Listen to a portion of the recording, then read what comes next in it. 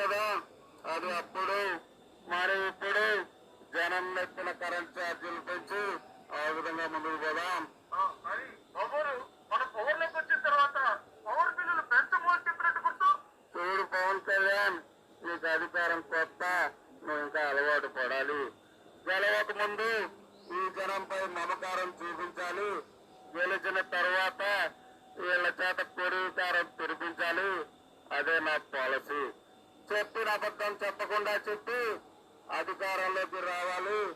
వచ్చిన తర్వాత మనం ఏం చెప్తామన్నది మనం మర్చిపోవాలి. ఇక విషయం తెలుసో లేదో, నిజం నా నిజం కాదు.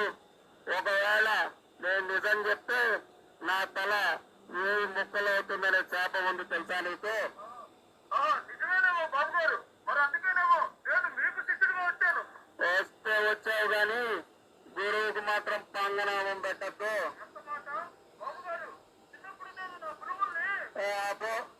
ఏం మాట్లాడినా నీ చైల్డ్కి లాక్కెళ్తావు.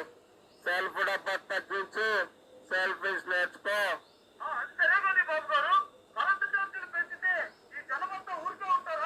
ఊరుకోక ఏం చేస్తారు? 3 సార్లు ముఖ్యమంత్రి చేసి ఈ రాష్ట్రాన్ని అప్పుల పాలు చేసిన సంపద సృష్టిస్తానని చెప్తే నన్ను వీళ్ళంతా ఓట్లేశారు. వీళ్ళకి మించిన అమాయకులు ఎవరైనా ఉంటారా? 100 అబద్ధాలాడి పెళ్లి చేస్తారో లేదో నాకు తెలియదు, కానీ ఏ అబద్ధాలాడైనా సరే అధికారంలోకి రావాలని నేను నమ్ముతాను. నిజ స్వరూపాన్ని చెప్పారు బాబు గారు.